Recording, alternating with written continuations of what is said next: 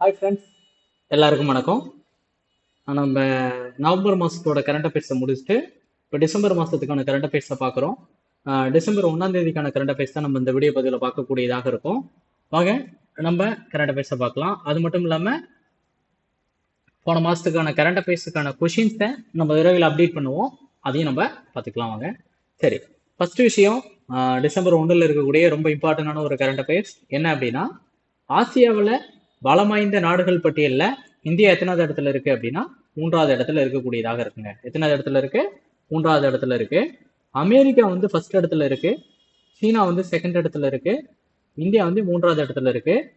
எத்தனை புள்ளிகளை பெற்று இருக்கு அப்படின்னு பாத்தீங்கன்னா 40 புள்ளிகளை பெற்று இருக்கு அப்படின்னு சொல்லிட்டு சொல்றாங்க. ஓகேங்களா? சரி, அடுத்து 4வது இடத்துல ஜப்பான், 5வது இடத்துல ரஷ்யா இருக்கு.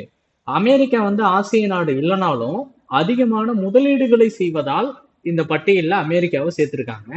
80.5 புள்ளிகளை வந்து பெற்றிருக்கக்கூடியதாக இருக்கு. சீனா 73.7. இதுல நம்ம கொஸ்டின் என்ன ஜென்ரேட் பண்ணலாம் அப்படின்னா, இந்தியா சமீபத்தில் எந்த நாட்டை பின்னுக்கு தள்ளி ஆசியாவில் பலம் வாய்ந்த நாடுகள் பட்டியலில் இடம்பெற்றுள்ளது அப்படின்னா ஜப்பான். இது ரொம்ப முக்கியமாவே பேசுபொருளாக இருக்கக்கூடிய ஒரு விஷயங்க. அதனால நம்ம அதை கரெக்டா தெரிஞ்சுக்கிறோம். 2வது விஷயம் பாருங்க, மனதின் குரல். இத மன் கி பாத் அப்படின்னு சொல்லிட்டு சொல்லுவாங்க. நம்மளுடைய நாட்டினுடைய பிரதமர் என்ன பண்ணுவார் அப்படின்னா, ஒவ்வொரு மாதத்தோட கடைசி ஞாயிற்றுக்கிழமை என்ன பண்ணுவார் அப்படின்னா நாட்டு மக்களிடம் உரையாடுவாரு. அது மாதிரி அவரு கிட்டத்தட்ட 128வது மனதின் குரல்ல பேசியிருக்காரு. ஏன்னா டிஎன்பிசில நமக்கு இப்படியே கேட்கிறாங்க, 128வது மனதின் குரல் எப்பொழுது பேசப்பட்டது அப்படின்னா நவம்பர் 30. இந்த டேட்டோடய நாம வச்சுக்கணும். நமக்கு ஞாயிற்றுக்கிழமைன்றது தெரியும், ஆனா அந்த மாசத்துல ஞாயிற்றுக்கிழமை எப்போ வரும், கடைசி ஞாயிற்றுக்கிழமைன்றது ரொம்ப முக்கியம். இவர் வந்து வானொலி மூலியமாக பேசுறாரு. இதுவுமே நமக்கு கேள்வியா கேட்க வாய்ப்புகள் இருக்கும். அப்ப டிவி மூலியமா பேசுறாரா, பிரஸ் மூலியமா பேசுறாருன்னா இவர் வானொலி ரேடியோ மூலியமாக உரையாடல்களை நிகழ்த்தக்கூடியதாக இருக்கு. நாட்டில் நடந்த முக்கியமான விஷயங்கள், நிகழ்வுகளை பாரத பிரதமர் அவர்கள் நமக்கு தெரிவிக்கக்கூடியதாக இருக்கு. அடுத்து ரொம்ப முக்கியமான ஒரு தினம் டிசம்பர் 1 அப்படின்னு வரப்ப என்ன அப்படின்னா உலக எய்ட்ஸ் தினம். நம்ம எப்ப கொண்டாடுறோம் அப்படின்னா டிசம்பர் 1ல கொண்டாடுறோம். தமிழகத்துல முதல்ல இந்த தொற்று எப்ப கண்டுபிடிக்கப்படுகிறது அப்படின்னா 1986ல HIV தொற்றை ஃபர்ஸ்டா கண்டுபிடிக்கிறாங்க. எங்க அப்படின்னா சென்னையில கண்டுபிடிக்கக்கூடியதாக இருக்கு அப்படின்ற ஒரு தகவல் ரொம்ப முக்கியமானது. அடுத்து பாருங்க, தமிழ்நாடு அரசு என்ன பண்ணிருக்காங்க அப்படின்னா, இந்த எய்ட்ஸ் நோயை முடிவுக்கு கொண்டு வர 2030ஆம் வருஷத்தை என்ன பண்ணிருக்காங்க அப்படின்னா ஒரு இலக்கா நிர்ணயம் செஞ்சிருக்காங்க அப்படின்றது சொல்லியிருக்காங்க. அதே மாதிரி HIV தொற்றால் பாதிக்கப்பட்ட குழந்தைகளுக்கு என்ன பண்றாங்க அப்படின்னா மாதம் 1000 ரூபாய் ஊக்கத்தொகையை அளிக்கக்கூடியதாக இருக்கு. யாரு அப்படின்னா தமிழக அரசு. இந்த தமிழக அரசு இந்த HIV தொற்றை பத்தி நமக்கு ஒரு டேட்டா இன்ஃபர்மேஷன் கிடைச்சிருக்கு. என்ன அப்படின்னா தமிழகத்துல HIV தொற்று 2002ல 1.11% இருந்துச்சு. 2023 to 24ல 0.16% குறைஞ்சிருக்கு அப்படின்னு சொல்றாங்க. தேசிய அளவுல கம்பேர் பண்றப்ப இது ரொம்பவே கம்மி. தேச அளவுல இது வந்து 0.23% இருக்கு அப்படின்னு சொல்லிட்டு சொல்றாங்க. இது ரொம்ப முக்கியமானதுங்க. சுகாதாரம் தொடர்பான கரண்ட் அஃபேர்ஸ்ல நம்ம இம்பார்ட்டன்டா தெரிஞ்சுக்க வேண்டிய ஒரு விஷயமும் கூட. அடுத்து ரெண்டாவது நாள் கரண்ட் அஃபேர்ஸ், இதுவுமே ரொம்ப முக்கியமானது. இந்தியாவின் மிக நீளமான கண்ணாடி நடைபாலம். அப்ப இந்தியாவில மிக உயரமான, உலகத்துல இல்ல இந்தியாவில மிக உயரமான கண்ணாடி நடைபாலத்தை திறந்து வைக்கிறாங்க. இது எங்க அப்படின்னா ஆந்திரா மாநிலத்துல விசாகப்பட்டினத்துல. இதனுடைய பெயர் என்னன்னு சொல்றாங்கன்னா ஸ்கைவாக் அப்படின்னு சொல்லிட்டு சொல்றாங்க. இந்த கண்ணாடி பாலத்திற்கான கண்ணாடிகள் எந்த நாட்டில இருந்து கொண்டு வந்திருக்காங்க, ரொம்ப முக்கியங்க. எந்த நாட்டில இருந்து பர்ச்சேஸ் பண்ணப்பட்டிருக்கு அப்படின்னா ஜெர்மனி நாட்டுல இருந்து பர்ச்சேஸ் பண்ணியிருக்காங்க. இது கிட்டத்தட்ட 250 கிலோமீட்டர் வேகத்துல காற்றோ புயலோ சூறாவளியோ அடிச்சாலும் தாங்கக்கூடிய அளவுக்கு இருக்கு அப்படின்னு சொல்லிட்டு சொல்றாங்க. இது நம்ம எதிர்பார்க்கக்கூடிய ஒரு முக்கியமான ஒரு கரண்ட் அஃபேர்ஸா நம்ம பாக்குறோம். அடுத்து பாருங்க, விஷன் 47 அப்படின்றத தெலுங்கானா மாநிலம் சமீபத்தில் அறிவிச்சிருக்குங்க. இவங்க என்ன சொல்றாங்க, இவங்களுடைய நோக்கங்கள் 2 விஷயங்களை பத்தி சொல்றாங்க. 2047க்குள்ள தெலுங்கானா வளர்ச்சி பெற்ற மாநிலங்களாக மாறணும் அப்படின்னு சொல்றாங்க. ஆசிய பொருளாதார வல்லரசு நாடுகளுக்கு எதிராக தெலுங்கானா அரசு தனது அளவுகோலை நிர்ணயித்துள்ளது. ரொம்ப முக்கியங்க. தன்னுடைய அளவுகோலை இந்தியாவில் இருக்கக்கூடிய அதர் ஸ்டேட்டை கம்பேர் பண்ணல. அவங்க எதை கம்பேர் பண்றாங்க, ஆசியாவோட பொருளாதாரத்துல வல்லரசு நாடா இருக்கக்கூடிய நாடுகளை அளவுகோலை நிர்ணயிச்சு அவங்க பயணம் செய்யக்கூடியதாக இருக்கு. நாட்டோட வளர்ச்சியில 10% வளர்ச்சி தெலுங்கானாவில இருந்து இருக்கணும் அப்படின்ற நோக்கத்துல இந்த விஷன் 47 அப்படின்றத தயாரிச்சிருக்காங்க அப்படின்ற ஒரு விஷயத்த நமக்கு சொல்றாங்க. அடுத்து பாருங்க, காசி தமிழ் சங்கம் 4.0 அப்படின்னு சொல்லிட்டு தொடங்கக்கூடியதாக இருக்கு. இதை எப்ப தொடங்கியிருக்காங்க அப்படின்னா டிசம்பர் 2ல தான் இதை தொடங்கியிருக்காங்க. டிசம்பர் 2 2025ங்க. இதோட மைய கருத்து என்ன அப்படின்னா தமிழ் கற்காலம். என்னது? தமிழ் கற்காலம். இது ரொம்ப ரொம்ப முக்கியம். காசி தமிழ் சங்கத்தினுடைய தமிழ் கற்காலம். நீங்க என்ன பண்ணுங்க அப்படின்னா கீழே கமெண்ட் செக்ஷன்ல காசி தமிழ் சங்கம் ஃபர்ஸ்ட் என்ன வருடம் தொடங்கப்பட்டது, ஆல்ரெடி நம்ம நவம்பர் மாதத்திலேயே இந்த விஷயத்தை நம்ம சொல்லியிருப்போம். அதற்கான டேட்டை கட்டாயமா என்ன பண்ணுங்க, கமெண்ட் செக்ஷன்ல கமெண்ட் பண்ணுங்க. ஓகே, அடுத்த விஷயத்தை நம்ம பார்ப்போம். 3ஆம் தேதிக்கான கரண்ட் அஃபேர்ஸ்.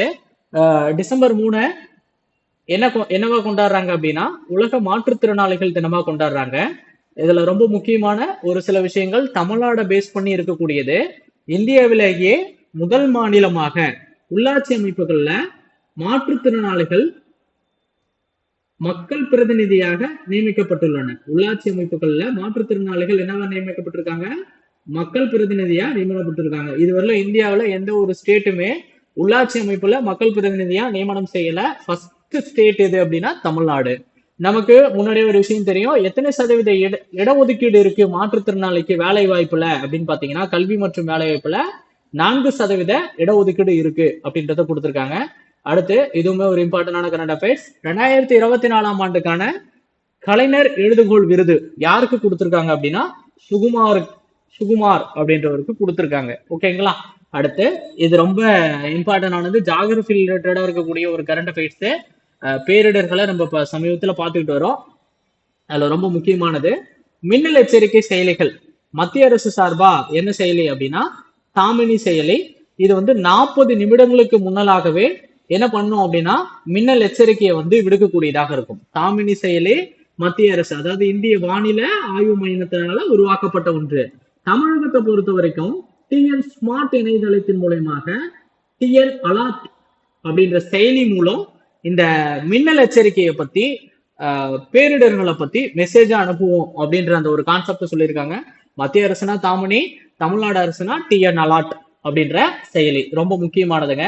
சமீபத்துல என்ன பண்ணிருக்காங்கன்னா புதிதாக கட்டப்பட்ட நாடாளுமன்ற கட்டடத்துல எல்லாத்துக்குமான பெயர் மாற்றம் செஞ்சிருக்காங்க.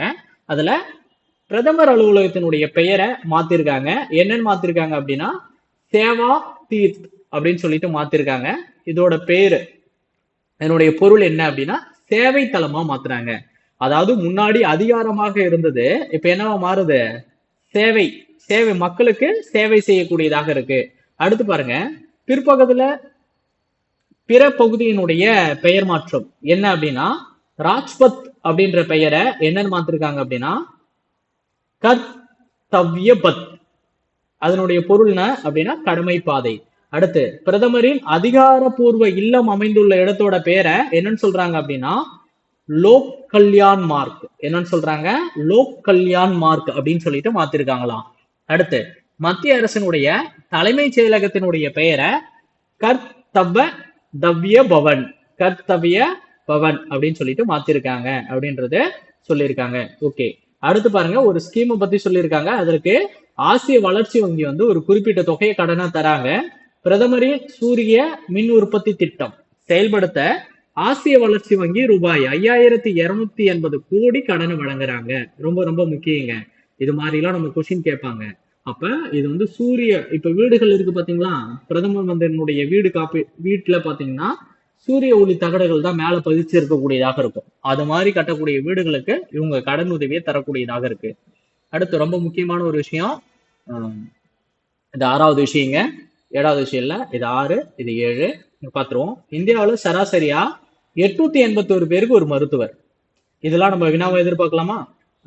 ஏன்னா சுகாதாரத்துல நம்ம பார்க்கலாம். 881 பேர் இருந்தா ஒரு டாக்டர் இருக்காரு அப்படின்றத சொல்றாங்க.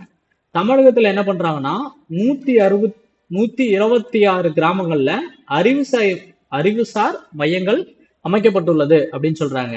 இது பழங்குடியினர், ஆதி திராவிடர், மகளிர்கள், கல்லூரி மாணவர்கள் இவங்கெல்லாம் பயன்பெறும் வகை நோக்கத்துல இந்த அறிவுசார் மையங்களை தமிழக அரசு ஏற்படுத்துறாங்க.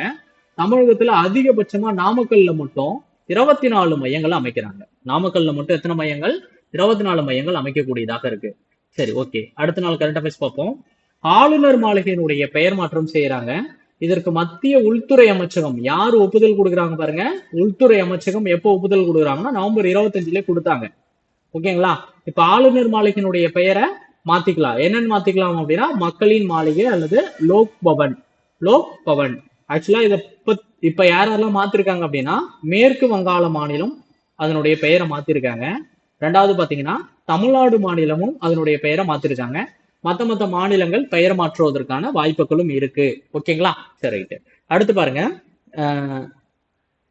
டிஆர்டிஓ என்ன பண்ணிருக்காங்க அப்படின்னா ஆபத்து காலங்கள்ல போர் விமான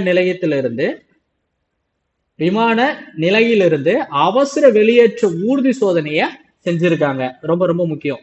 ரொம்ப கம்மியான நாடுகள் தான் இந்த, இப்போ உதாரணத்துக்கு பாத்தீங்கன்னா டிரைவர் வந்து உட்காந்துட்டு இருக்காருன்னு வச்சுப்போம். இப்ப வந்து போர் நடக்குது.